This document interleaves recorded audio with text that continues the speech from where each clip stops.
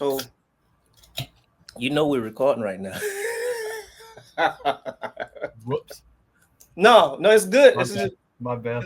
It's all good. It's good to start off like this. So I want to welcome you to the show, brother. Well, thanks for having me, man. And I really do appreciate you stepping up to the plate and sharing some time out of your busy schedule and sharing your life experiences with the show and everybody that's out there is going to be able to see it. Once again, my name is retired First Sergeant Stevenson. I got Specialist Hassler here, right? Yes, sir. Thomas. He is an Army veteran. Unique career is that trained as 19 kilo, but switched over to the MGS mobile gun system, right? Yeah. So what I like to do is, why don't you go ahead and tell the audience, say, introduce yourself real shortly, and we're gonna get into it. Hey guys, my name is Specialist Hassler. I enlisted in the Army in late 2014, shipped out in early 2015 in the Future Soldier program.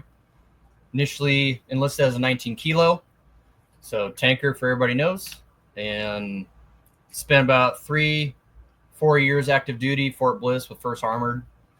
And then I got out, had a little hiatus on the civilian side, and now I'm reclassing to 12 Bravo, which is combat engineer. Wow. All right, guys. So here we go. Let's roll this. It's going to be a great and exciting show. And like I said, man, I was excited all week to have you on the show. And I know the audience is going to love it because your story is somewhat different and it is unique and it needs to be heard. So first of all, man, where are you from, brother? Originally, I'm from a small dairy farm in Minnesota, man. Minnesota dairy farm. Yep. So about 3,300 people, small little agricultural town. Yeah, I got the pictures that you sent me, and it was this one picture that you showed in the editing. I have it flash over to it. You know what I'm saying? To show the picture you was in your ACU uniform with your family, right? Yeah. What was it like in your home state growing up? It's quiet, typical, just a lot of older people, just small county stuff. It's Friday night lights is the life of the town. And what you do on Friday nights? Oh no, over there at football, man. High school football? I didn't play football. I played baseball. Played that for a little bit. And then other than that, man, I was just running amok on the farm. We had 200 acres. I could do whatever I wanted. Parents didn't care as long as I came home. What's some of the shit you did that you should tell them, but you ain't gonna tell them? Man, I would make like a little camp out in our woods that we had in the backyard. Yeah. And I would just stay out there for hours. I wouldn't do nothing. I would just go to town, dude. Town was only like 2-3 miles away. I would just bounce out. And then would you have like a campfire out there in a tent and shit? I could, yeah. I just walk back probably like 1,000 meters, and I could just make a camp in the woods out there. Did your dad come check on you? Like, boy, you still alive out there? No. Well, my mom would ask him, "Where's he at?" And he would just say, "He's out there somewhere." Couldn't have gotten far. So what was it like? Were you and your dad like tight? What was it like? Not when I was a kid. Me and my mom were really tight. We were really close. Yeah. But as I got older, the more my dad and I started clicking. We started hanging out some more. That's great. What about siblings? You got siblings? Yeah, I got one brother and one sister. What's that like living with them? Are you in the middle or what? No, I'm the youngest. You're the youngest. By a lot. By a lot. So how old is your brother older than you? Well, just to get an idea, I graduated high school in 2014. Mm-hmm. My sister graduated in 99 and my brother graduated in 2003. Oh, yeah. Yeah. So what's that relationship like? It's gotten a lot better. I mean, I had siblings, but by the time I started getting older, man, they're already off in college doing their own thing. So you pretty much was by yourself at the house. Yeah. Just 100%, man. Yeah. Running the fucking muck on the farm, man, You ever fuck up a tractor or something to do something you ain't supposed to do? I did. So up there, I snowmobiled a lot on a snowmobile. Stole what? A snowmobile? You stole a snowmobile? No, a snowmobile. Okay. Like riding one on snow? Yeah. I was going probably like 45 on a trail, and I hit a stump, and I just went flying over the handlebars. Wow. So I know me. So like when I was a kid, my dad told me not to climb the tree, and I did, and I fell out, and I just got up and walked it off. What did you do? I had the accident. I flew over the handlebars. All that happened was a piece of plastic like that big came off. That was it. Okay. I thought I was gonna die though, but I didn't. My dad was cool about it. So was you like a mischievous little kid growing up, or you was just a regular settled type guy? Just a regular kid, man. I mean, I didn't do much. I didn't really get into trouble, but as I became a teenager and moved to Arizona, I was a little shit. I'll admit, I was. What secretly? What do you mean? What were you doing? No, like I had great grades, never missed any classes. I was passing everything, but on the weekends I was out drinking, smoking weed, doing whatever. But Typical my kid. mom didn't know anything about it. She was just like, "Hey, you're passing school, your classes. Oh, you're just gonna go hang out with friends. You're gonna go hang out." And in reality, I'm getting hammered at a house party in freshman year of high school. Just doing dumb shit. Wow. So when did life start to change for you? When did you decide that somewhere along the line you wanted to come into the United States Army or some type of service? I'd probably say 8 or 9. The bug was in my ear because my uncle was leaving for his second or third tour to Iraq at the time. Yeah. And he came in for a career day, and he had his desert camis on because he was about to leave. Yeah. So he came in, and just from there, man, it was like. So your uncle came to career day. What did he say? Was he a character? I don't remember. All I remember is he was in his desert camouflage, his DCUs. I remember that. And I remember him saying he was an MP, and that's all about I remember, man. It was a long time ago. Wow. Okay. So I remember talking to you on the phone a couple of times, and he sort of was a sort of influential figure in you joining, right? Yep. And you wanted to be an MP originally, yeah. Originally, yeah. So what happened with you wanting to be an MP but wind up being a tanker? What happened with all of that? No slots, man. No slots for MPs. No slots. Yeah. No slots, right? No, he needed a tanker. That's what he needed. But so what happened? Tell me the story behind all of that. So I got in contact with the recruiter. He came over. Now my uncle, he was retired at this point, and I got in contact with the recruiter, and then he's like, "Hey, do you want to come to my office, or do you want me to come to your house?" Yeah. And I just shot the shit with my uncle because he was a retired master sergeant at the time. Yeah. He's like, "Tell him to come to the house and let me be there. Let me meet up with him." And I was like, "Okay." Yeah. So he shows up. He's a sergeant first class, and my uncle's like, "Let me go talk to you over here for a minute." So he interviewed my recruiter before the recruiter could talk to me. Wow. So my uncle comes back. He's like, "You're good. You can go talk to him. He's cool." Okay. So tell me more. What happened after that? We got the ball rolling. I tried MP, just couldn't get a slot. My uncle said, "Whatever you do, you can pick any fucking job you want. Yeah. But do not go infantry." And I was like, "Okay." He's like, "Do anything, but don't be a fucking grunt. Don't do it." No one likes infantry. I was like, all right. I can. Well, he was an MP, so I mean, it kind of. Yeah.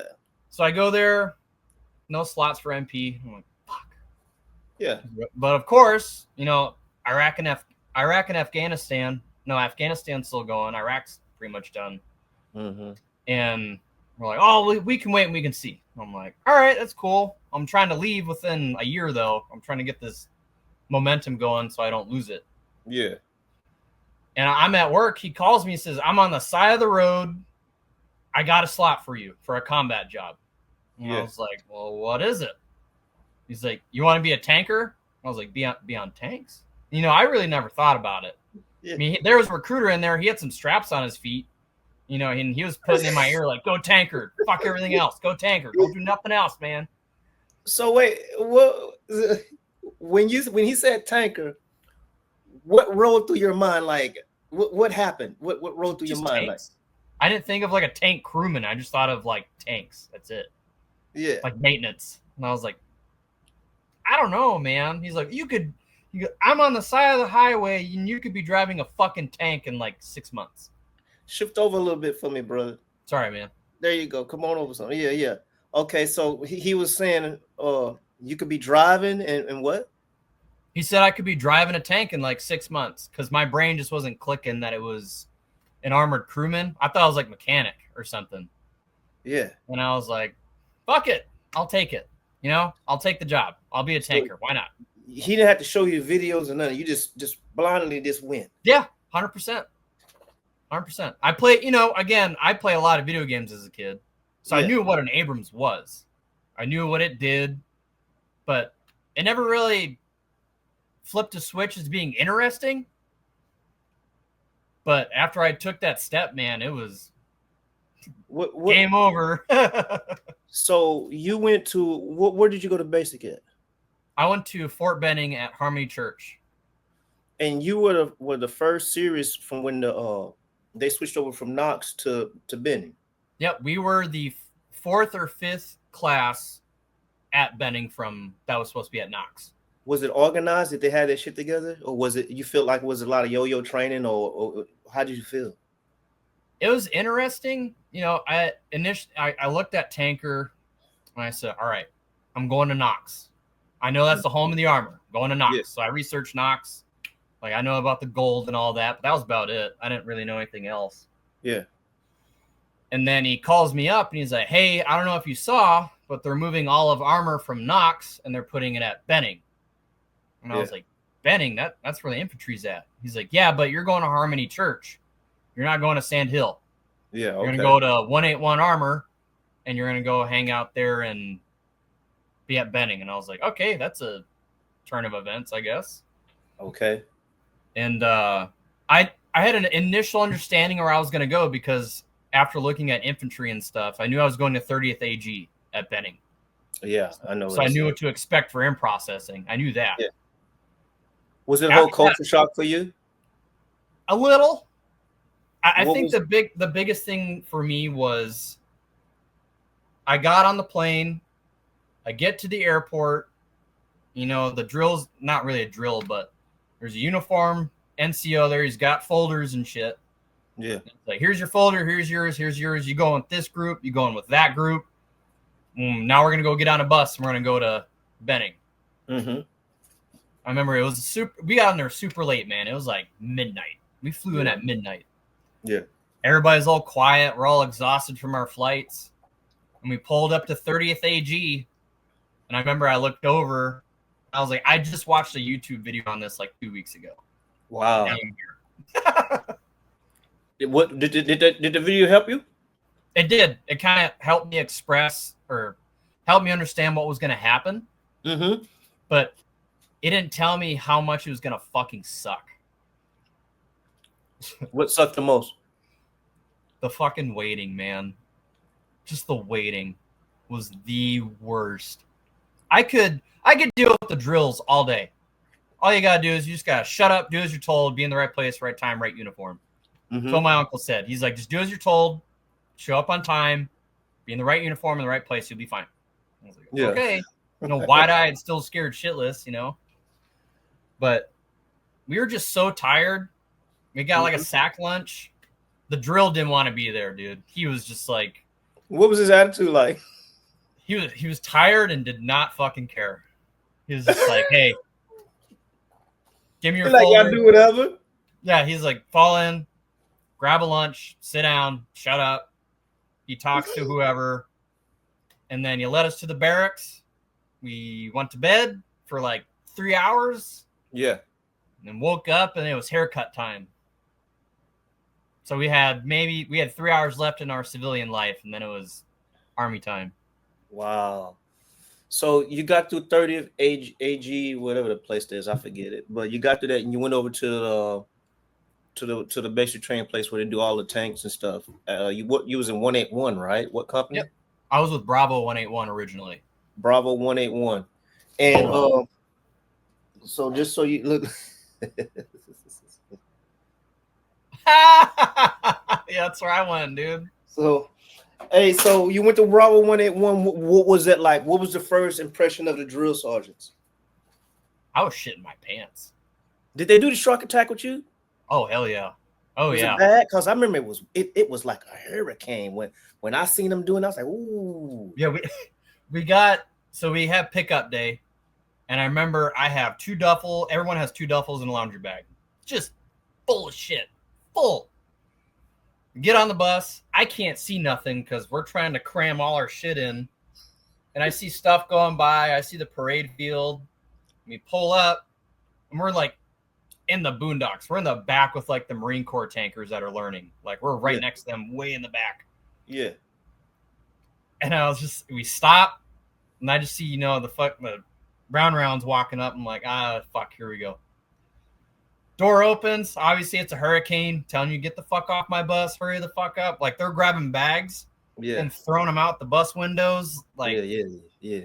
Getting privates up, throwing them out, and they're like, hurry the fuck up. And for people back home, that was literally, it was throwing you out of the bus. Literally. Yeah, 100%. Yeah. Yeah. And, there's one drill. He's got a saw with fucking blanks in it, and he's just popping rounds and everything. I'm like, holy shit. Smoke grenades are popping, like fake arty rounds are going off, sim rounds. God damn. Holy so what shit. did you think? What did you think? I didn't have time. Didn't have time to think. All I knew was all my shit is over there. Yeah. And my other bag is missing. And I don't know where it is. Did you ever find it? I did. I found it. But that was me leaving the herd of privates to go grab my bag. Yeah. So obviously that's bad news. You got smoke for that, I can imagine. 3 of them came up. I got fucked up. And then I'll never forget him, Drill Sergeant Cortez. He grabs my fucking duffel, opens it, and dumps everything out and just hucks the bag. Wow. And I was like, fuck. This sucks. So what was basic training like for you? I mean, you made some good friends there and received some good training. What was it like? Tell me about it. What was it like? Was it hard for you? Was it easy? What was at the beginning? It was very hard. It was an adjustment. What was hard for you? I really wasn't the homesick. It was just the scheduled structure of it. Like, hey, you're gonna be up at this time, at this early. You have to hit this timeline. And it's just like, holy shit, we have to do all this stuff today. Yeah. There's no time for anything except just Army time. Yeah. And I think the hardest part was just the breaking down period where they just break you down and then they start building you back up. You have to let go of that civilian mentality and you have to realize I'm not a civilian anymore. Yeah. I belong to the U.S. government. I am not an individual anymore. Yeah. I am just wearing camouflage here to get training. That's it. But I think that was the hardest part, was just getting broken down, man, and just being turned into a soldier of the United States Army. And some of the physical was hard, obviously. I wasn't a really physical fit kid growing up. Yeah.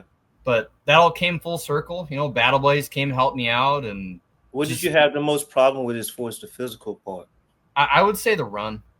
The running? Yeah, the 2-miler. When it was the APFT, not the ACFT, but the APFT. Yeah. What you like? How were you in formation running? That was no problem. I guess it was just the timed run events or something like that. Yeah, it was the group runs, but as the school progressed, as basic training went on, you get better. The drills kind of get a little bit more relaxed with you. Not a lot. Yeah. It's like, hey, we're gonna give you a privilege, and you can go work out for an hour in the pit or on the track. Yeah. And so everyone either says pit or track. You go out there, a drill follows you, and he does whatever, but keeps an eye on you. Yeah. So, dude, I would just do sprints on the track, just sprints, like 30, 60s, 61, 20s. And then, because I bombed my diagnostic PT test. I bombed it so hard. Wow. And So so how did you feel when you was on the range and you seen that thing shoot, that tank shoot for the first time? I I fell in love. Tell the audience why. What was captivating about it? The presence. Like, yeah, you could see trucks and, you might see like a Bradley or whatever cross the street with the Cav Scouts, but just something like when you hear that whine of the turbine engine roll up and you hear just the clacking of the tracks, like the center guides just running, dude, Yeah. it's a presence, and it deserves respect. That's the best way I could put it. It was just Yeah. like, holy shit, a tank is here. Yeah. After all these weeks of learning about it, there's one right in front of me, and now I need to get on it and make shit happen. Did you jump a lot with the main gun? Because I know I did. I jumped a lot at first. Not really, man. The first one, yes. The first one I did. I jumped. Yeah. But after I fell in love with loading after that. I fell in love, dude. I loved loading so much. Why'd you like loading so much? I hate loading. I loved loading, dude, because I don't remember the weight dimension of it, but I know it's like half a ton or something like that, the breech. Yeah. It's just the fact that you have this massive beast shooting rounds from you to not even like an arm's length away, and it can just wipe the sweat off your face. And Did you used to go into zones when you load? Oh yeah. Explain to the audience, because I've had loaders that go into zones and you can't fucking touch them. Yep. So tell the audience, explain this like I guess. So I would take a piece of duct tape. So when I got a basic and one active and whatever, whenever we had gunnery, live fire exercises, anything live fire, if we're doing live rounds, I would take a piece of duct tape, army tape, and I would just put feed the beast on it and slap it on the ammo door. And that's all I would read. Just feed the beast. That was my job. That was my purpose. That was it. That's all I had to do. And it's like you'd start getting your rounds in, and I would get my wine rack ready. Obviously I'd put sabos in a certain spot, heats in one spot, cans in a certain spot. Yeah. But it's like once you start getting the ammo in, my brain would just click. And it's like, all right, I got to get. What happened when you click? What happened? What went on when you click? I'm in the zone, man. I got to get my ammo ready. No one fuck with my station. Don't fuck with nothing. Don't touch my rounds. They stay where they go. I'm not changing it. Nothing. As soon as that ammo door closes while my round's in it, don't even fucking open it.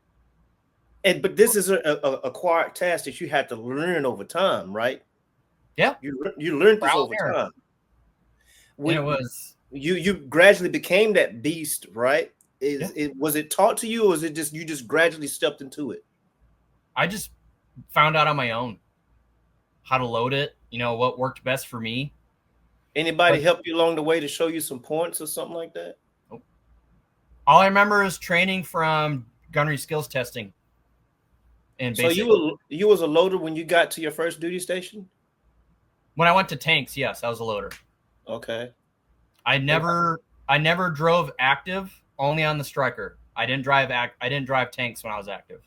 Okay. I only loaded, and I was a gunner. On the Abrams. Yep. And then so tell me, okay, so I got a question for you. Tell me one of your hair-raising experiences as a loader on the Abrams. Like a possible accident, or like whatever you want to share. It's your show, baby.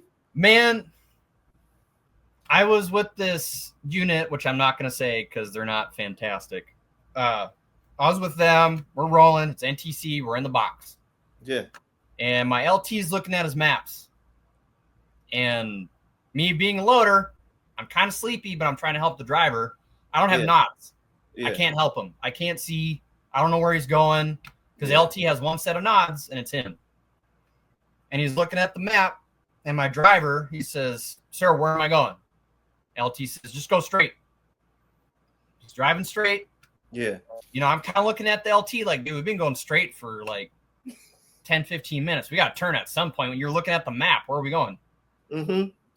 And I was like, "Sir, does he need to turn? Is he good?" And he's like, "No, just keep going straight." Yeah. All right, man. And yeah, I was sitting in the gunner seat at the time, sorry, let me go back. Yeah, I was sitting in the gunner seat and sitting there. I'm just kind of scanning, doing whatever, looking at my fishbowl. Yeah. And I hear my driver go, "Oh, fuck." And all of a sudden, our tank goes from just nice and straight, and then we were sitting like this. Oh, so you found a waddy. Waddy. Yeah. Waddy. Deep ass waddy. Deep. Wow. Did it mess you guys up? Gun strike. Hardcore. Right into the waddy, man. Just boom. And I feel my legs go through the turret. So like you sit here in the gunner seat. Yeah. And my legs went soup. Like just straight into it. Yeah. And we're like, holy fuck. And LT has no idea what the fuck just happened. Yeah. And I asked my driver, I was like, you all right? You good? Are you okay? Are you alive? Yeah. Like I'm trying to, combat casualty care. Like, can you talk? Are you breathing? He's like, yeah, I'm good, man. I don't know what the fuck happened. I was like, you want to do a waddy, bro? That's what happened. Wow. So you guys had to get recovered from that? Oh, we backed out.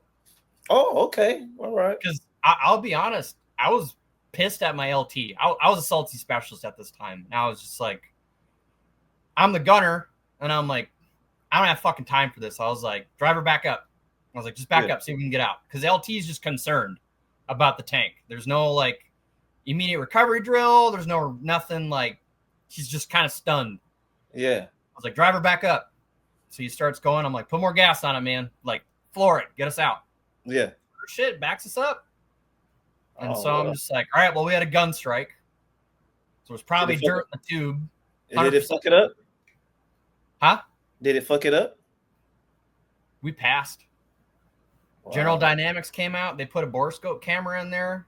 Did the recall check and shit? Yeah, everything was good.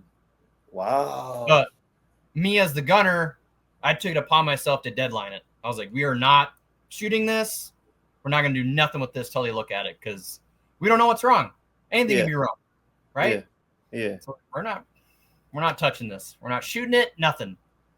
So I raised it, opened the breech, fucking just sand, dirt, rocks, everything. Like, come out of the breech, dude. That gun tube got musket loaded with dirt. There's so much shit in there. I was like, fuck. What did you say to the LT? What did you say to the LT? He was trying to say something. I don't remember. It was 2:30 in the morning. None of us gotten sleep in like 2 days. Yeah. I was like, sir, don't worry about it. I got it. I got it. Leave it alone. So I just told my driver, back up, raise the gun tube, spun the turret, make sure the turret was good, listening for anything. It was all good. What year was this? This was 2018. Wow. Jesus Christ. Dude, it was scary. Yeah. Because, again, you're a gunner. You don't know how fucking far you're going. You're just you're zero gravity for a minute. And you're like, oh, fuck. Yeah, you can go. I've seen them where they tip over. Yeah, man. You guys were lucky, man. Yeah. So that was one of your most scariest moments being on the Abrams? 100%. Cool. Getting in that gun strike accident was, I'll put some hair on your chest. That was. Wow. So who in your military career, who you say as an NCO was one of the guys that was most influential to you, influential and helped you out a lot, that you had good leadership and inspired to be someone like them? Who was somebody like that? Do you have anybody like that? Yeah. So if he's watching right now, because he's a tanker still, he's a platoon sergeant. Mm-hmm. If you're still watching, I'm going to shout out Sergeant First Class Vassar. Vassar? Vassar. VA Vassar. Yep. He was my first ever first line at First Armored. So he was the dude I reported to. Because I had one first line. His name was Sergeant O'Leary. If he's watching this, what's up? If not, he was my first NCO, but he left. So then I fell under Sergeant Vassar, and he was MGS baby like me. Was O'Leary an Irish guy? He was blonde. Irish with looks sort of Irish like. I know O'Leary. Kind of. I know him. He had Korean boots. I know him. Yeah. It's sort of reddish lips with blue eyes, I think, or something like that. Yeah. He was from Minnesota too. I know him. He was. I think I was his first run at NTC. He was in NTC. He used to be. That's amazing, O'Leary. He was in E7. E7, right? Nah, he was a 5 when I came up.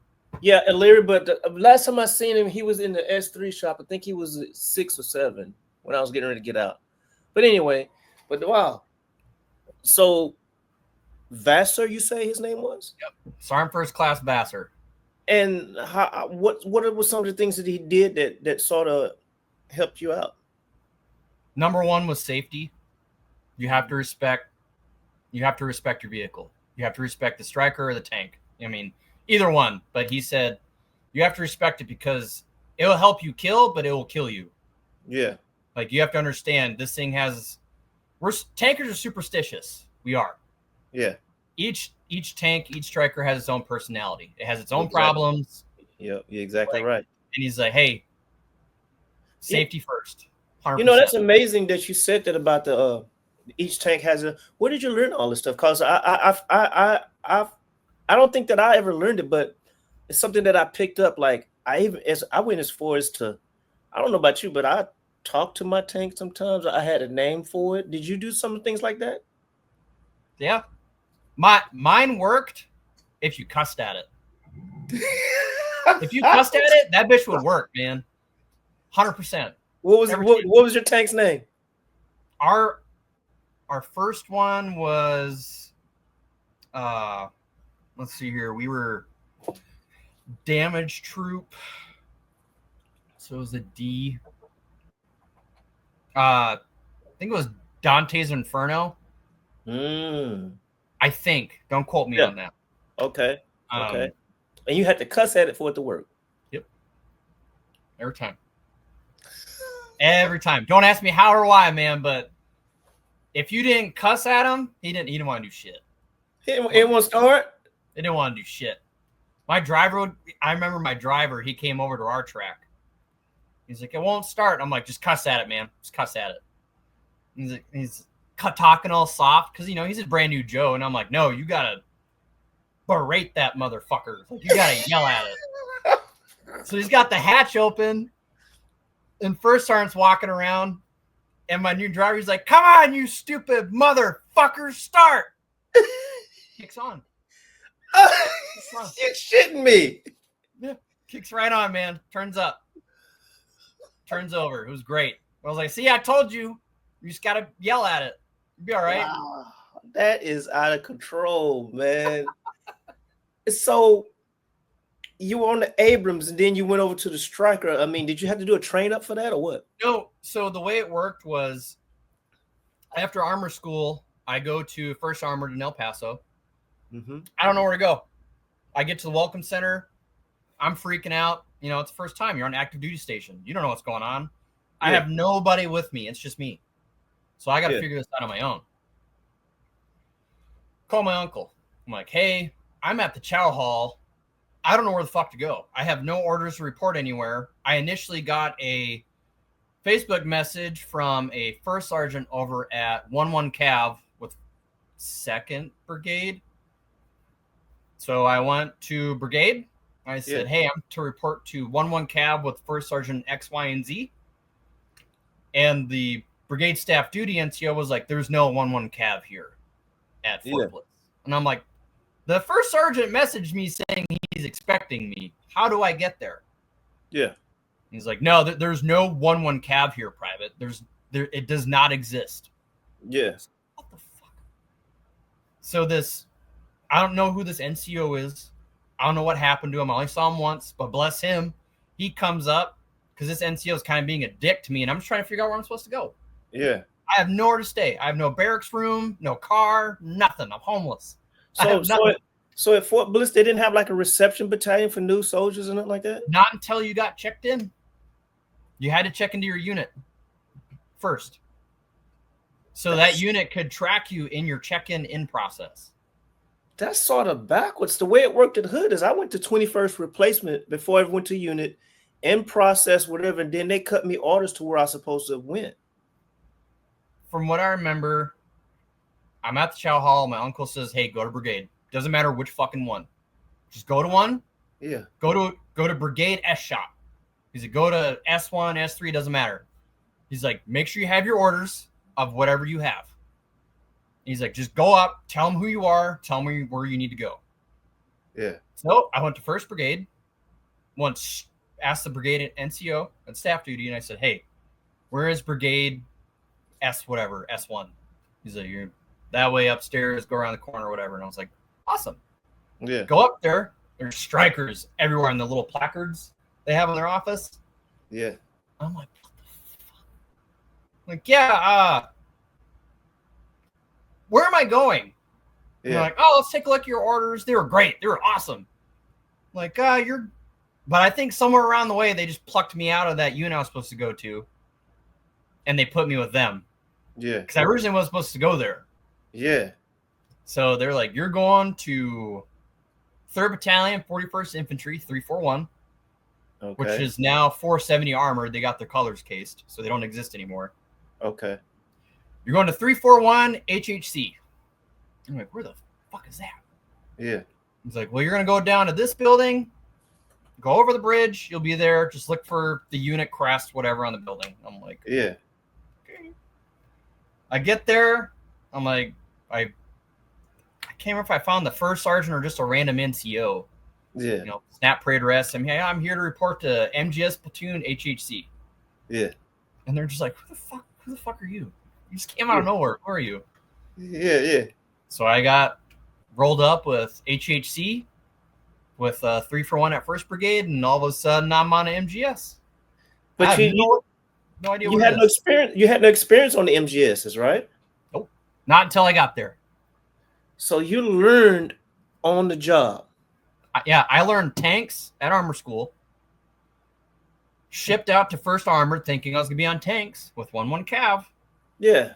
Nope. I go to Striker MGS platoon with 341 Infantry. And they're expecting you to know something about this Striker, right? It's a very different vehicle. Yeah. So Staff Sergeant Weaver says, all right, get in, start it up. You don't know how to do that. I'm like, Sergeant, I wasn't trained on MGS. I was trained on tanks. He's like, I don't fucking care. Get it started. And I'm just like, I don't know what to do. And he's like, they didn't fucking teach you this? Because I guess there was a hybrid school. So I learned this from the other MGS guys. They said they went to armor school, learned on tanks. Mm-hmm. If you got orders cut for an MGS unit, you went on to further training before you went over to your unit. Yeah. Because you did tanks, you completed that. All right, cool. You're going to MGS platoon. Now you got to go learn the MGS. You're not done yet. Then you learned MGS, and then you shipped out to your unit. Wow. There, it was just on the job every day. Every day. You were. So what was that like, man? You were. You can't start it. So how did you figure out how to start this thing? I asked my NCOs. I asked the specialists. So how the fuck do I start this thing? And what about driving it? You never drove one. Mm-mm. So I know was that hard for you? How was it? It's a wheel. Like driving a big truck.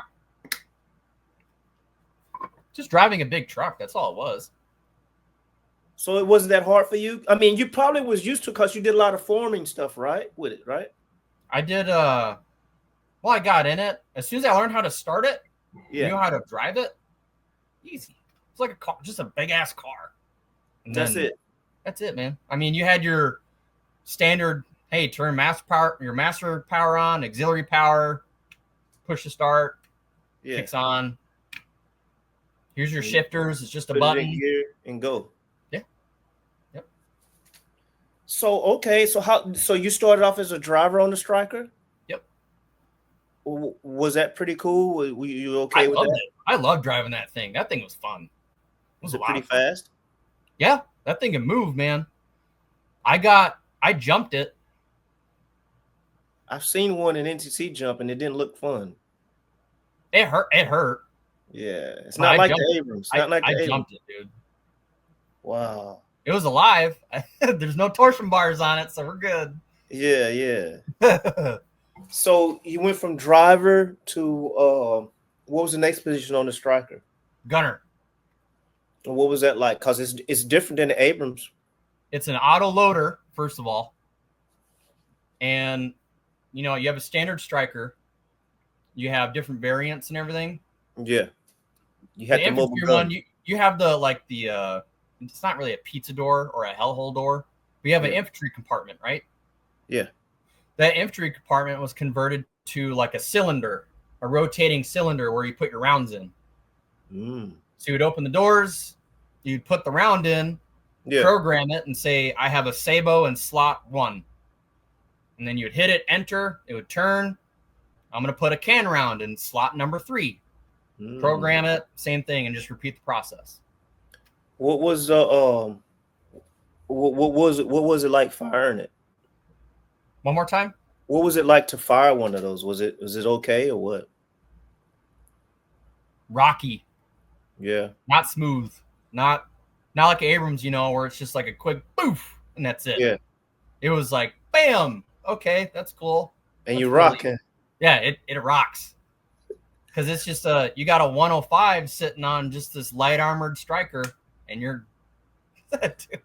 So I'm not. So what about like you have a malfunction with the autoloader? What was that like? Like, so I imagine, like, I seen these Soviet tanks where they had these autoloaders, and I'm like, when the round's coming up, and say if it just jams right here, do you got this little crank where you're just cranking to just get this round? You know how you got to manually traverse the turret around like this? Do you guys got something like that? Yeah, so you have to line it up, obviously, to get it programmed or whatever, so it knows where to grab the rounds and shit. Yeah. But here's the fucking crazy part. They say, hey, if this thing stops loading, you're going to have to manually load it. And how do you do that? You, as a driver, because no one else can do it, you get out, open your bay doors, grab your round, hop up in there on the back of the striker, and you load the round in. And you basically sit on top of the striker as it shoots if it has a malfunction. So you have to manually load it. So pull the round out of the back, hop up with the round, and you have to manually load it in this little box area where the round ejected out of. Nah, I don't think I want to do that. I did it once as a practice, and I was like, fuck that. Nope. And you they shot while you was on top of that thing? No. Oh. I just did a training round and a train load. That was it. Oh, man. Because that was more of like a in-combat thing. Because a lot of the MGS guys I was with are senior NCOs, so our staff sergeants and our sergeant first classes. They were all MGS guys in Iraq when they were rolling the MGSs around in Iraq. Yeah. So a lot of what was cool was a lot of shit I learned from combat guys who were on the MGS for combat tours. Cool. And I learned everything that could go wrong with it, how to fix it, what to look out for. The only thing that I really hated was the HMS, the height management system. Oh yeah. Okay. Tell me about that. What is the what is that? The height management system, you could make your striker lifted, or you could lower it and then slam it like a truck. You could just change the height of it. Yeah. It's like the Korean tank. I forgot the name of it, but they have an HMS on it. Okay. And you'd park it in the motor pool all nice and pretty. You'd come out the next day and it's fucking it just something broke. So now it's just tilted. Wow. Everything's uneven. It's stupid. Hated it. Wow. That's crazy, man. So you actually shot live gunneries on the striker? Mm-hmm. Tell me how was that? Like, what was that exciting, or what was it like? I mean, is it because I loved it? Was it like being on the Abrams? Because I'm used to shooting and moving, shooting on the side. Was it, you guys doing that stuff? Same gunnery standard. Yeah. I'm trying to think of anything different. The targets are a little less because we only carried 18 rounds. That's all that thing carries is 18 fully. Like as much as I remember, 18 without a battle carry. That's all around. You got 18 rounds. 18 so rounds. We had on an Abrams, you carry 42. Yep. You got like 18 over here, then you got 18 over here, and you got some like 6 down here or some shit like 18, that. Man. That's it. That's all we had. So but And the way how that's different now, because now I'm going to nerd out on the MGS and what our mission was. Yeah. Because you have the Abrams, Big Brother, who would engage and destroy armor personnel. Anything armor, obstacle reducing, whichever. Yeah. Yeah. Our job is, our main function was to support infantry and or sappers. Or any ground unit, any ground pounder, grunt, whatever. Mm-hmm. Our mission was to be obstacle reducing and a suppressive force. That was our job. We could do, like some trucks, maybe a PC, but any heavy armor, not happening. Nope. Yeah. So were y'all doctrine? Were you guys like, I'm heavy doctrine? Was you guys heavy doctrines where if you came up against tanks, you didn't really want to fight with them? Yep, you got the fuck out of there. Like if you saw anything from like a T-54 to a T-80 or anything, fuck off, go away. Don't even, not even an M60, man. You see an old M60 rolling around, fuck off with it, right? Don't do nothing. Wow. Okay. Cool, man. Cool. Our armor was just too thin, man. Like our one of our seniors, he wasn't the platoon daddy, but he was our second sergeant first class, and he's like, I will let you know from personal experience, if you got a Dishka shooting at you, just leave, because a Dishka it'll punch through the armor. Through it? Oh yeah, Dishka will fuck a striker up.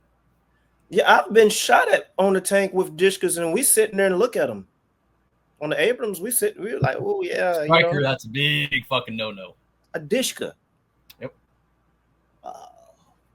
Because all it is, it's just like Kevlar weave plates. Yeah. Under that, you're just whatever they can punch through, You're a light. Sorry, go ahead. No, go ahead, bro.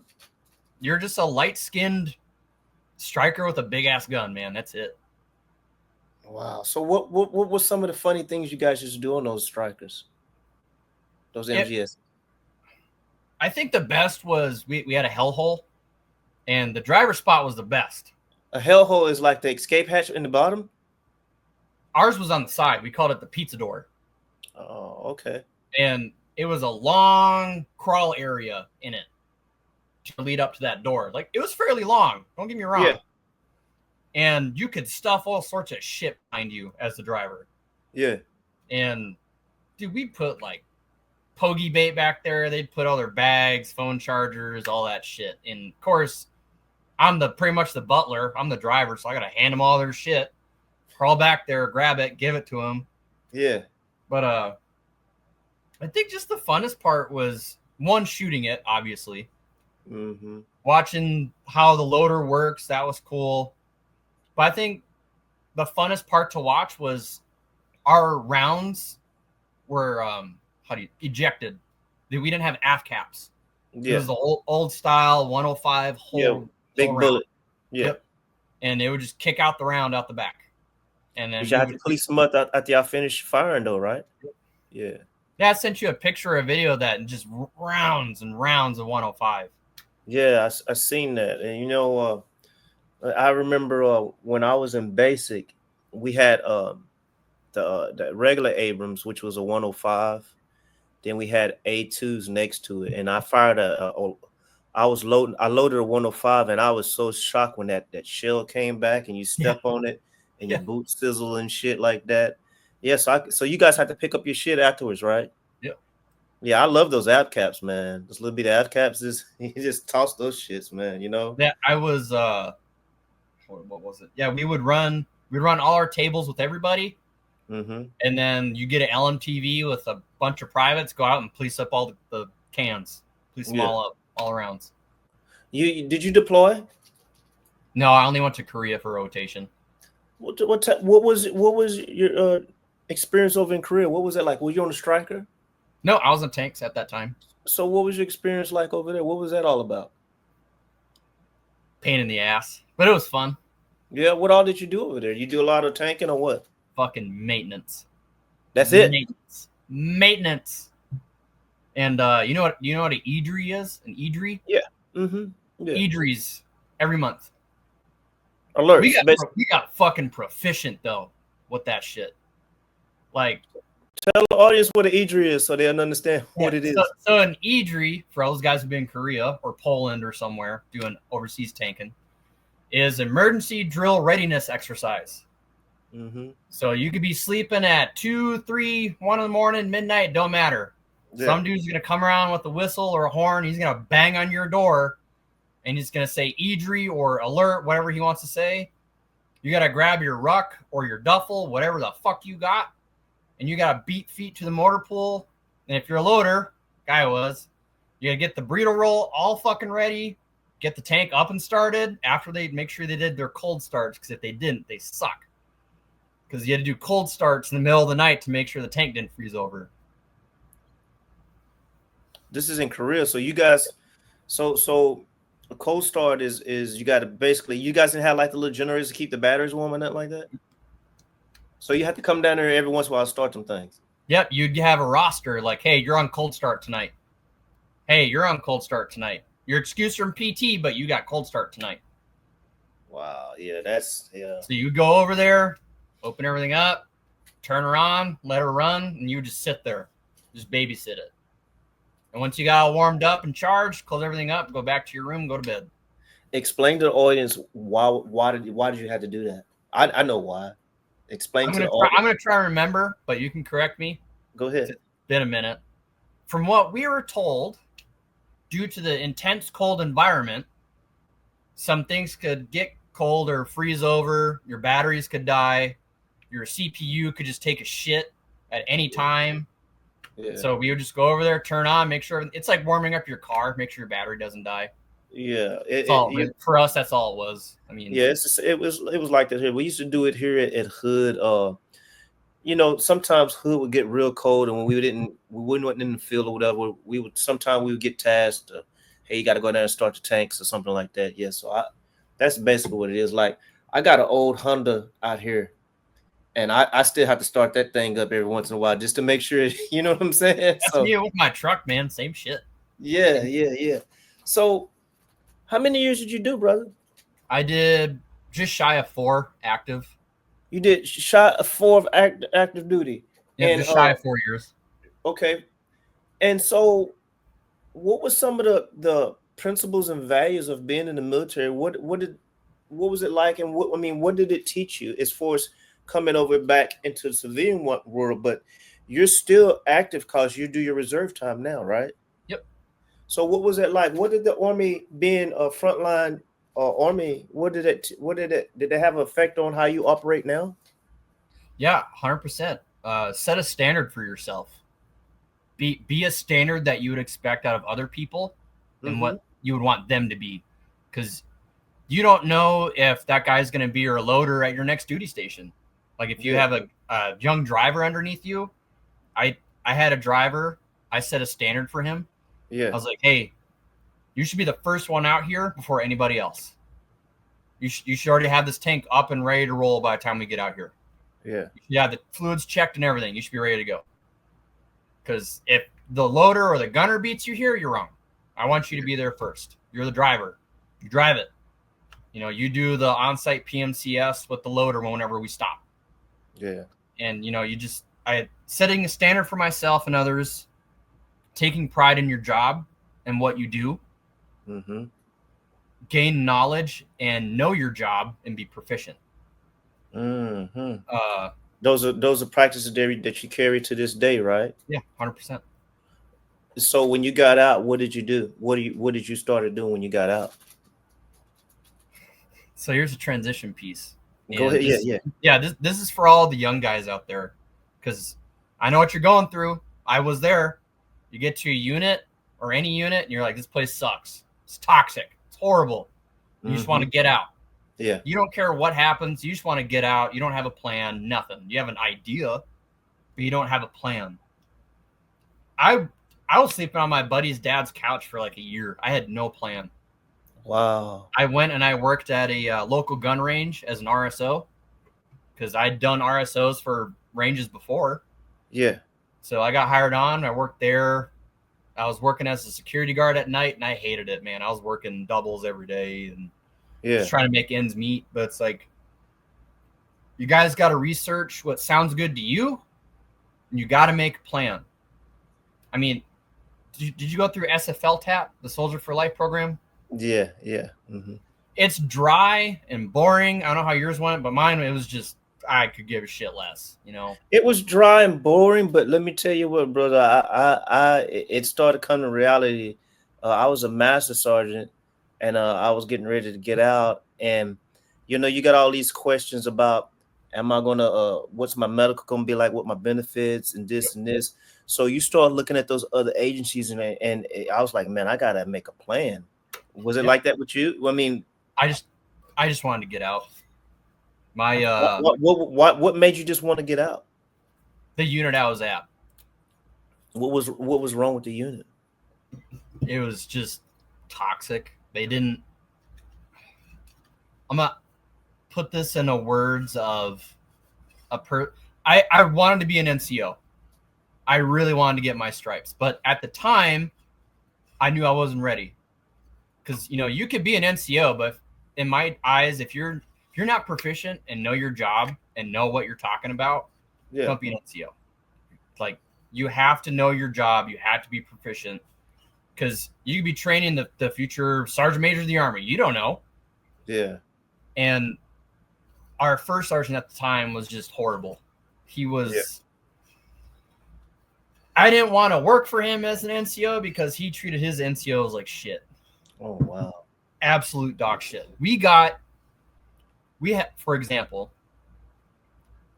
and again, I've never been an NCO. I've held NCO slots or positions of leadership, but I didn't have the rank. Yeah.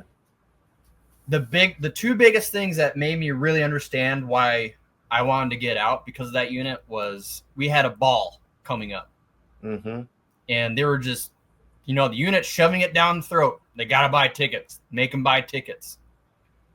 Some of us didn't buy tickets. Largely, It was my platoon that didn't buy tickets. Either they had family plans going on, they didn't have the money, or just something with the dress blues going on. They couldn't cover the cost. Yeah. And so we're in formation. He publicly calls out my platoon and basically berates us in front of everybody.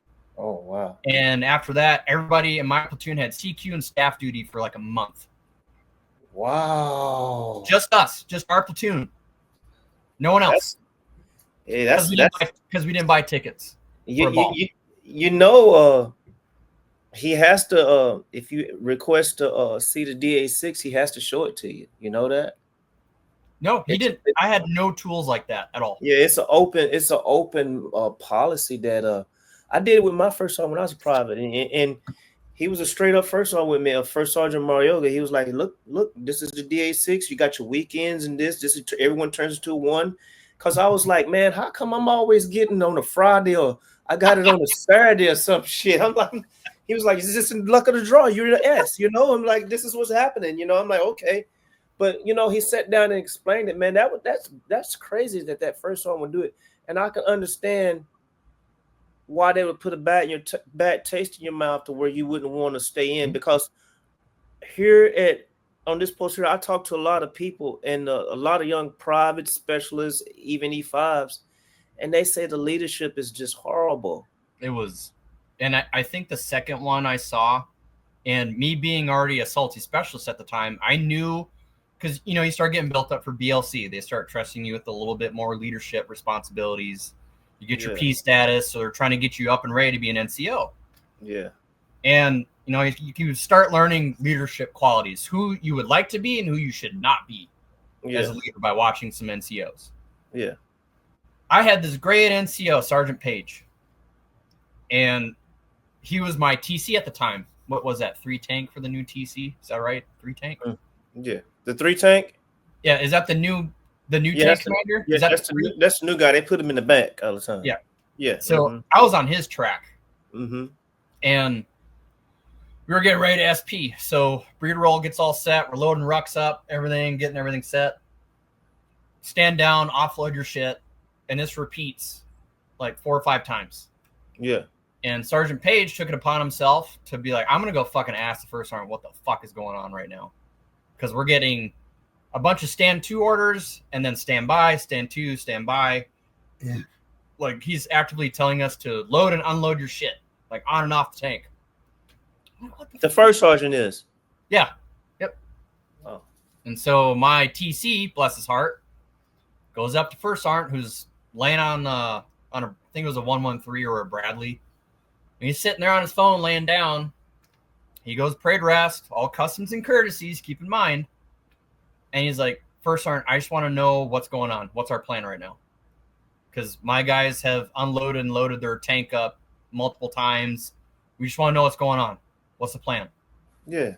And that First Sergeant just fucking explodes in front of all the Joes, in front of all the platoons, has him locked up in his face, yelling at him like, who the fuck are you? Question me what the fuck I'm doing. This is not your fucking place. And I'm like, why are you doing this in front of all the privates and all the platoons? Fucking, you should have handled that in a different setting and in a better manner as a first sergeant. Yeah. Because that, I saw that, man. I was like, I do not want to be here anymore. This is it. This sucks. So that was a nail in the coffin for you. That incident 100%. Right there. Openly berating and yelling at my tank commander in front of everybody for asking, what's going on? What's our plan of action? What's our mission right now? Because it's changing a lot. We're getting a lot of fragos. What's going on? Was that coming from the? I mean, do you think this was First Sergeant directed? Does he had something against the platoon, or he was just fucking with y'all, or what? Dude, he was a fucking asshole. He was a piece of shit. He was a horrible First Sergeant. I'm gonna say it. If he's on here, he knows me, then sorry, you were. Yeah, I mean, it is. I mean, it is what it is. Yeah, that's when I found out I am not going to be like that NCO. I'm not going to lead by anger, or I'm lead by fear. I'm not going to do that. Definitely not. Yeah. There's a time and place. That wasn't it. Yeah, you're right. We're right. That's just a young NCO coming up to you and asking you what's going on. Yeah. I don't know what's going. I have no idea. My LT isn't talking to me. My platoon sergeant isn't talking to me. So I'm going to you. What's going on? And he just took that as like a threat to his authority or something, and just like beat like drill sergeant style, man. Just, I was like, yeah, all right, I'm done. I'm out of here. This is too much. That's crazy. So you get out, and you said that you was a security guard, and you worked as on a civilian range as an RSO. Yep. So what did you do? I didn't have a lot of money. I was living paycheck to paycheck. Lost a lot of weight just because I couldn't afford nothing. I was working. Mm-hmm.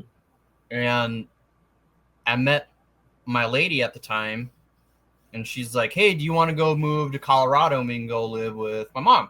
And I was like, sure. I'll take anything right now. So we left Arizona, went to Colorado. Did you get Army benefits? Like, did you get VA disability, anything like that, or what? Nope, didn't care to learn. I just needed to survive. I was in survive mode. Wow. Just live. Make sure I got somewhere to live. Make sure I got a job. Try and get stable and figure everything out. Because again, I just wanted to leave. Like, it was, that environment just made me want to get out and want nothing to do with the Army after that. At all. Wow. So you didn't look at none of your, you got your GI Bills and stuff. Did you use any of that stuff now? Or what? I didn't get GI Bill, but I did get, I put the application in and got approved. Okay. So I had that at least. I had the GI Bill in my mind. Yeah.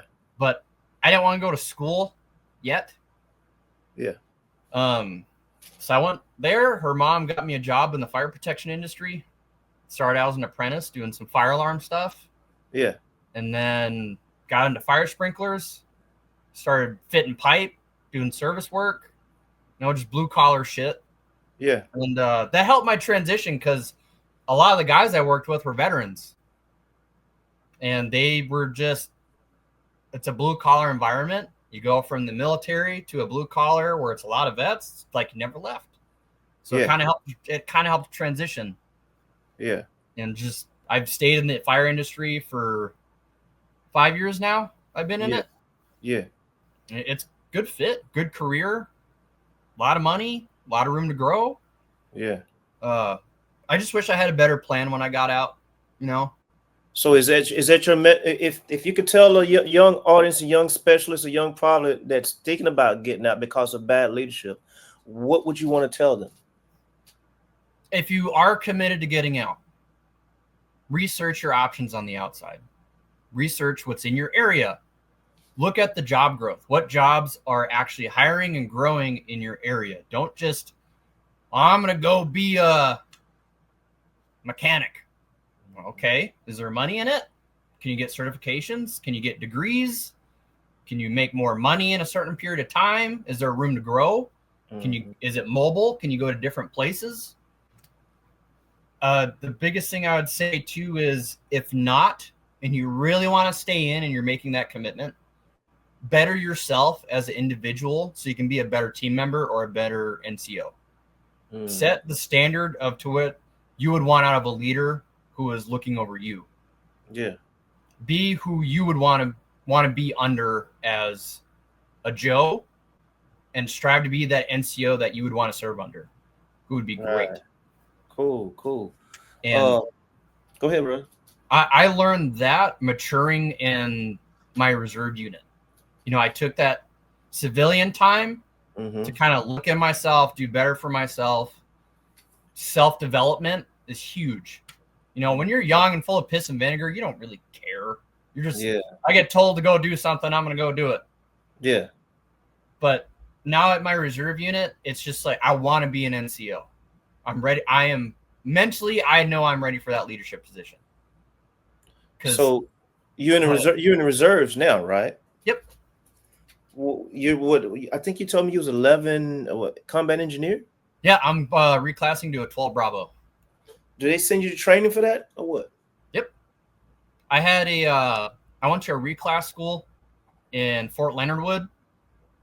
I had a family emergency, so I had to be cut short, so I got to go back again. Yeah. But yeah, you get there, they train you up, you go to reclass for 2 weeks, meet all the standards that everybody else has to meet so you can graduate, and then just come back. Once I get my reclass, I can get my stripes, I'll be an NCO and see what happens from there. Right now, it's just kind of taking it drill by drill and day by day. You thinking about coming back in? Active, I don't know. My lady's like, are you going to go back active? I'm like, right now, no. Because if you think me leaving for 2 weeks once a year and 2 days out of the month is bad, wait till you go active. It's a whole different ball game. Yeah, it's a big thing. So you got out and you started getting into the fire system, right? And that's where then you went back into the reserves, right? Yeah, because my son was born, or I was going to have a kid. Oh, so you have a kid now? Yeah, I have a 2-year-old. Oh, so talk to me. Tell me, what was that like? How was that? I know that changed your life dramatically, because when mines came in the world, it changed your life on everything. When I found out I was having a kid, it's a shock. No one's ready to be a dad. I'm going to let all y'all know right now. No one's ready. There's nothing you can read or watch or do. Nothing will prepare you to be a dad. Nothing. At all, man. It's on-the-job training every day. Yeah. And I found that out. It doesn't hit you till you're in the delivery room, for me at least. Yeah. I was like, holy shit, I'm going to be a dad. Wow. And then once he was born, a switch flipped. And I was like, I need to get back in the gym. I need to set a standard for him to look up to. Yeah. I got to eat better. I got to do better at my job. I got to be a better person. I got to be more involved. So that flipped a huge switch for me, man. And it was like, you know what? Not only the money, but I was like, I could go back in, It's a side gig. I can get benefits. You can get the GI Bill and all that stuff. You can get insurance and everything. Yeah. So I went in and called up the career counselor, and I was like, what you got? I'm on IRR. What's around? Yeah. You want to be 88 Mike? And I was like, no. Yeah, who wants to do that? No, yeah, I feel you. And he's like, you want to be a medic? I was like, yeah, maybe. Well, I was like, if you haven't heard the stigmatism for tankers, yeah, a dumbass tanker. Yeah. I was like, maybe. He's like, what about combat engineer? And I was like, hey, that sounds. I was like, they blow shit up. I blew shit up. I blew a lot of shit up. Yeah. Let's go with that. Let's do 12 Bravo. Gets back to me. He's like, you're good. You just got to go to Vegas. And I'm like, sweet, Vegas. Word. Yeah. That was showing up in tanker boots at a 12 Bravo unit was something else, man. I remember you telling me about that. Tell me about it, brother. So how was that? Like, what you said they was looking at you sort of crazy, right? I just walk. I go up to this corporal in uniform. I'm like, hey, corporal, where's formation at? I'm new. Where am I going? I've been through this whole shit show before. I'm just gonna ask where to go. Where am I going? Shit. Where am I going, man? Where's everybody at? Yeah. Hey, we're rock area. Be there at 09. Like, too fucking easy. Yeah. Show up. Everyone's like, who the fuck is this dude? Yeah. What's on his fucking feet? What are those? So I show up. I just get pulled into a platoon with the platoon sergeant. And everyone's just feet. Everyone's looking at me weird. I'm like, who the fuck is this guy? Go to a classroom. I'm sitting there, ready to learn, pen and paper, ready to take notes, doing whatever we're doing. Mm-hmm. Some hip pocket training, whatever we got. One of the NCOs, he's just zoned out on my feet, just looking at him. And this other NCO, Sergeant Macklin, bless his heart, he's one of the best NCOs ever, looks at me and goes, they're fucking tanker boots, guy. Just ask him. He's like, is that what those are? I was wondering why he had fucking straps on his feet. I'm like, yeah, it's a rite of passage, man. Yeah. When I get those, I'm like, don't wear them. Yeah, you get beat up. I was like, but they're army issued, right? I'm like, you got to fucking earn them. And they're like, whoa, dude, they're just boots, bro. I'm like, no. That's not how it works, dog. It's amazing that you talk about the tanker boots. Someone emailed me the history behind tanker boots, and there's all these stories about how we gave up our straps, the strings for the infantry because they kept losing their strings, and we put straps on. That's the legend portion of it. Yeah. So, but this dude, he actually found I forget who this guy is, but he actually found this pamphlet and he sent it to me and I read it, and it was talking about well, I knew reason why we would take a boost was because in the old tanks we didn't have all the safety guards, and it was quick cutaway straps to get our feet out in case you got caught up in the whatever quick fire evacuation drills or whatever.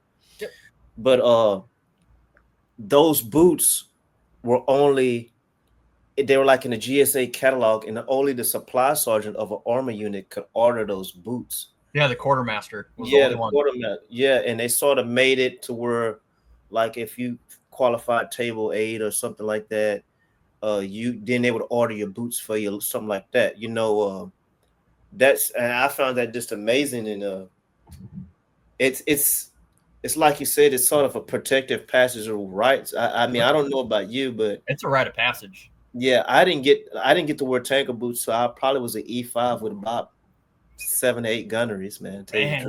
Yeah, it was bad for me. Yeah, that was it's crazy. Yeah, they was that tripped out about those boots, dude. They could not understand what the fuck they were. They never seen them before, but that other NCO did. They're reserve unit. A lot of them went straight reserves. Not a lot of prior active duty guys there. Wow. But a lot. Well, you already got one up on them being prior duty. Do they look at you more different with more? You got more respect or more experience than them? Yeah, if you're prior active, you definitely have a different standard than everybody else because you know how the real army works. Yeah, you know how a big army goes. You know what the line unit is. You know how shit goes down. It's a way different culture. Some reserve units are different, but with mine, when I first got there, it was just me as an active guy. It's like, so we just show up in whatever set of PTs we want now, huh? We're not all dressed around here. They wouldn't dress. They just come what they want to wear. Yeah. Hey, just PTs. Just PTs. No, like, hey, short sleeve shorts or like long sleeve shorts. It's just, hey, PT 06. Okay. Yeah, that's. Don't get me wrong. My active brain, I gotta suppress it. Right? I'm not. Yeah. We're not my soldier. Not my problem. Not an NCO. But like, I got made a team leader not too long ago, and one of my Joes comes up, brand new private. He's a fuzzy. He's got his windbreaker on. And I'm like, what the fuck? Why are you wearing your fucking windbreaker? Fucking windbreaker. Is it cold? Was it windy outside or what the fuck? You just had it for a uniform top. And I'm like, take that shit off, dude. You see anyone else wearing this right now? Fucking. He's like, no, specialist. I'm like, fucking take it off. Go put it in your car. Wow. So what is a normal weekend for y'all? What do y'all do? What do you do? Depends what we got going on. Last weekend we loaded up Connex boxes full of our shit because we have annual training coming up next month for 2 weeks. Where you going? We're going to be at Northern Arizona. Okay. We're going to be at a National Guard installation. Okay, cool. We're going to be doing patrolling, react to contact, a lot of demo. Oh, you get to mess with the C4, right? Yep. Blow some shit up. Do timber cutting, steel cutting, door breaching, 50 cal, saw, 240, M4, pistol. We're going to do some cratering charges, maybe some shape charges. Like, oh, you excited about that, huh? Dude, we're infantry, but we know math. That's it. Yeah. That's the only difference, man, is we know math. That's we cool. Blow shit up. So right now you're reservist and you're still in the fire sprinkler business. That's my civilian job. And you're an avid shooter, competition shooter, right? I don't do competition, but just like it's a huge hobby of mine. What got you into that?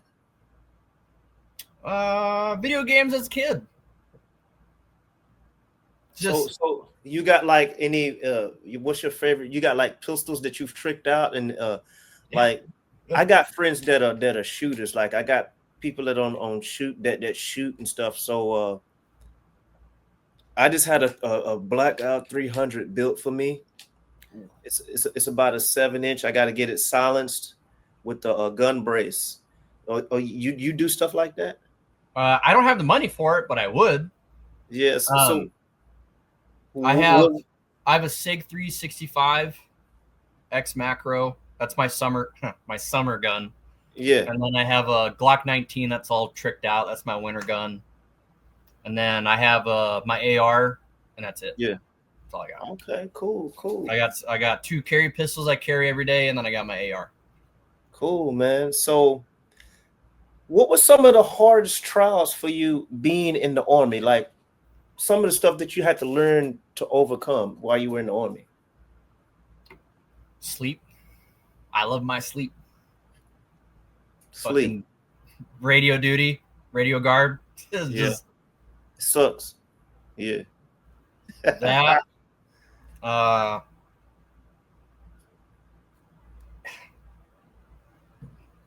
Because since you're a tanker, you'll understand the fucking struggle of this. Commander says we got a Donza on Friday. Yeah. It's Thursday. Getting ready to get out. Gonna have a Donza. Go have a barracks party or some shit. Hey, first platoon, new track came in. Oh, yeah. You got to put that shit on. God damn it. Yeah. And it's not even like combat put together. You know, you got the long fucking rolls and you just roll on it, put it together, you're done. It's 4 block sections and 4 block sections on a Thursday at 1700, and you got a Donza the next day. So for the audience, explain to them what Donza is.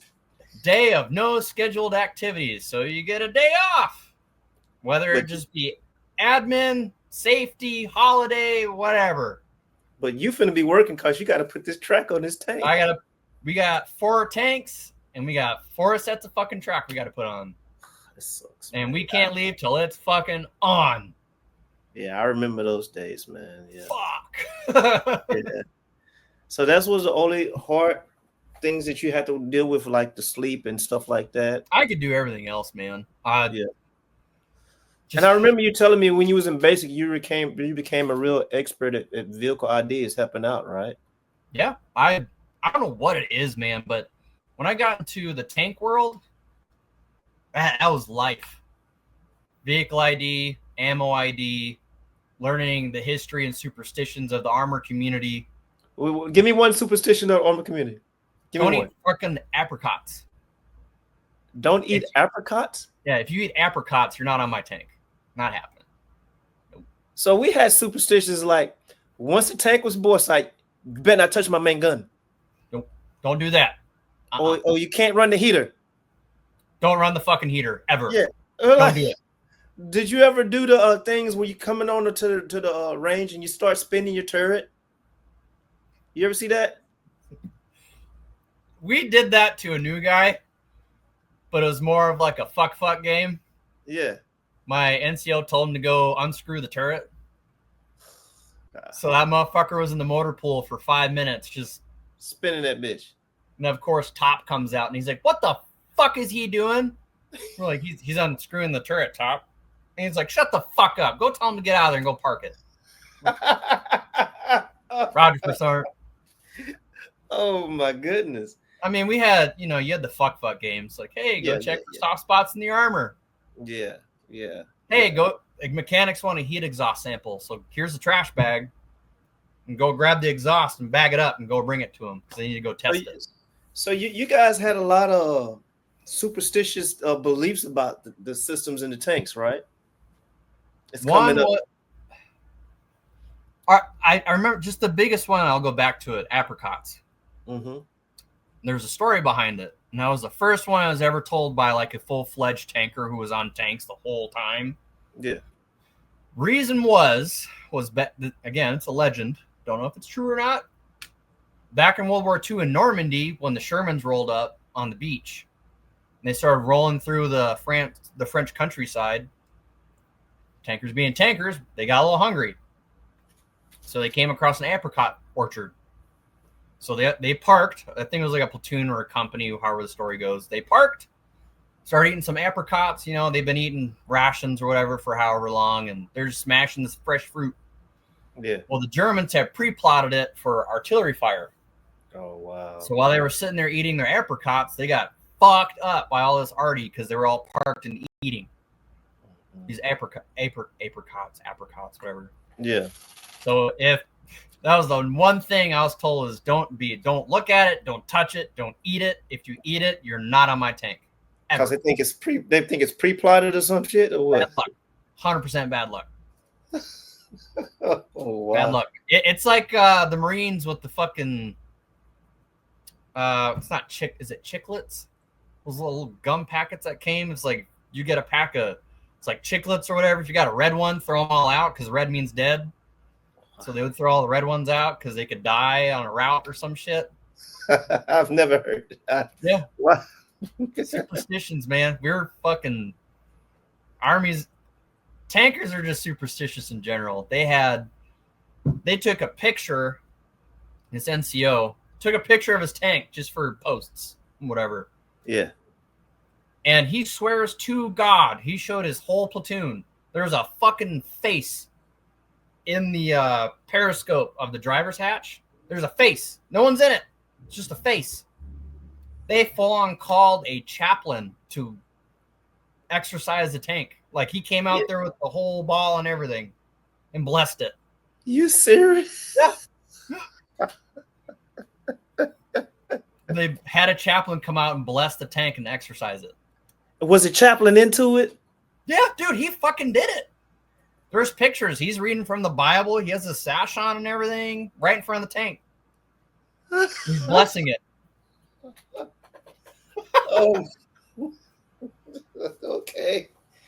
Look, I've had a chaplain come out and bless the whole company when we're getting ready to go down to 8, and he was really into it. He's like, "Blessed Holy Father, and bless these machines of destruction to go kill them all." He's like, "Oh, praise the heavens and the earth to kill them and kill them good," But he blessed the tank because they saw a ghost, so he blessed it 100%.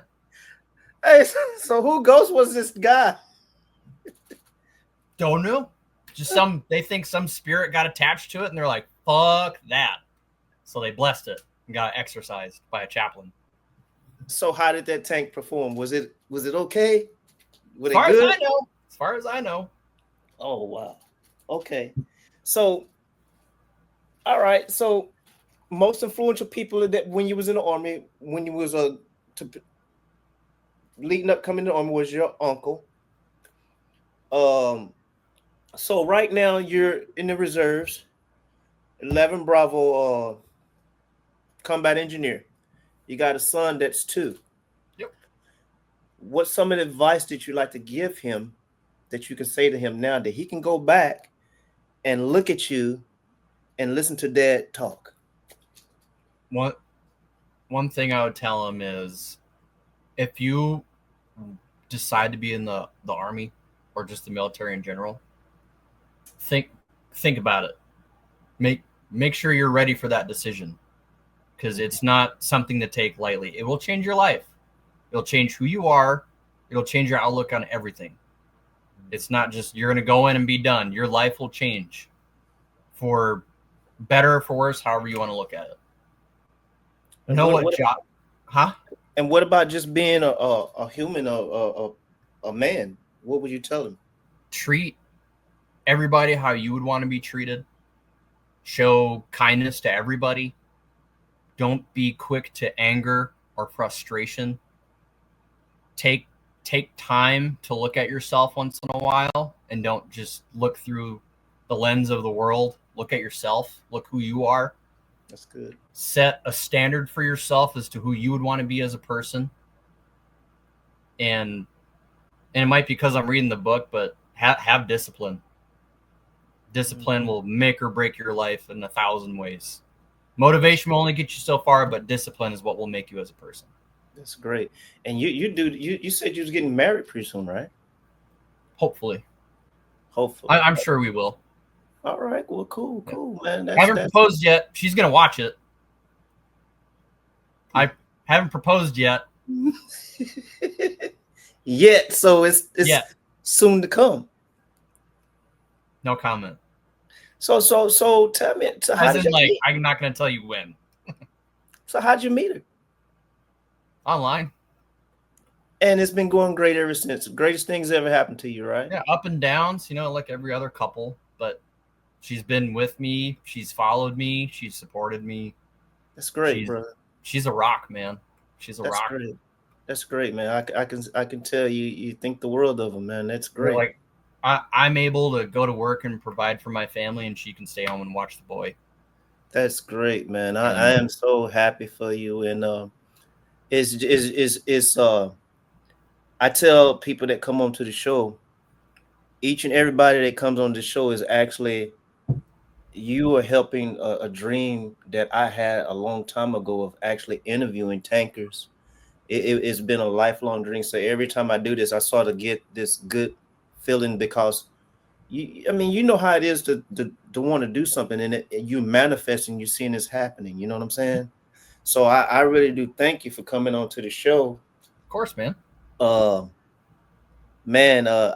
really, I've talked to a lot of people. Your experience is just unique as anyone else's. Your experience is different because you had to deal with, man, I can't believe you didn't have no MGS training. He said, just start this bitch up. Yep. What? Because I know I've taught people from moving from a regular M1 to a SEP tank. It's different. It is. Yep. You know, it's different. It's a different fire control system. You just can't get in this bitch and start doing what you do on regular M1. Like, so when we were at tank school, they were like, hey, here's the difference between the A1 and the A2. A1's more analog, so our reservists and guard, you're going over there. Yeah. You're active duty, you're going to the A2. And it's all nice and high speed and buttons and everything. Yeah. And you had to deal with those adversities. And then you dealt with the adversities of, like you said, that first sergeant just lit off until you take him. It sort of put a bad taste in your mouth. Yep. Where you gave pointers to up and coming people before you get out to have that plan, to know what you want to do. As far as we seen what bad leadership do, where you just want to get out. Mm-hmm. But I believe because of your discipline and what you were taught and your base foundation, you were able to get all that home, all that stuff in. You didn't stop. Mm-hmm. Just think about it. If you stopped, just think about where you could have been. I wouldn't have a home. Yeah. You see what I'm saying? But I do believe because of that tanker mentality that we just don't stop. We keep rolling. You had to do something. And Then going back to your background with your uncle, is he still alive? yeah, he's still alive. Yeah. So you sort of he come fuck you up.